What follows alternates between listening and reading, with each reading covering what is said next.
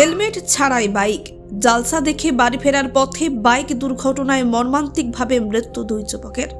ঘটনাটি ঘটেছে মুর্শিদাবাদ জেলার লালগোলা থানার ভবানীপুর এলাকায়।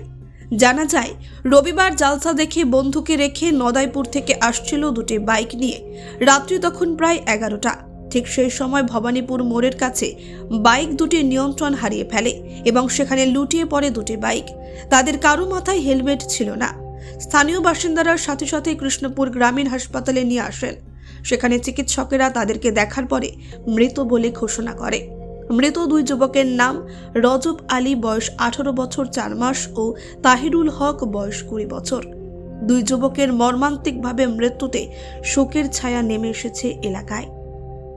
ব্যুরো রিপোর্ট, চেতনা নিউজ।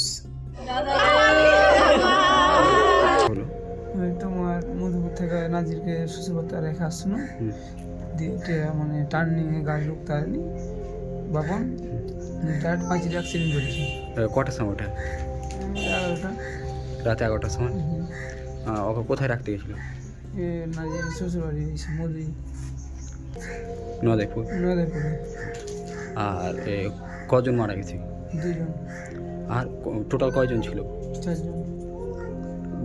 দুজন মারা গেছে আর দুজন না তো ছিল, একজন হাত ভেঙেছে আর মাঝে লেগেছে। আর তোমার কি হয়েছে? মাঝে লেগেছে। লেগে গেছে। যারা মারা গেছে তাদের নাম কি? একটা নাম তাহিরুল, একটা নাম বাপন। তাদের বাড়ি কোথায়? ভবানীপুর। আর তোমার বাড়ি? আমার বাড়িও ভবানীপুর। তোমার নাম কি? আমার নাম আশিক।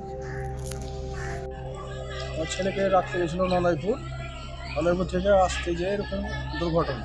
আমাকে ফোন করলো, আমি ফোন করে এসে দেখছি যে হসপিটালে ডেট। কখন ঘটেছিল? মোটামুটি 11টা। নদাইপুর থেকে আসছিল ভবানীপুর।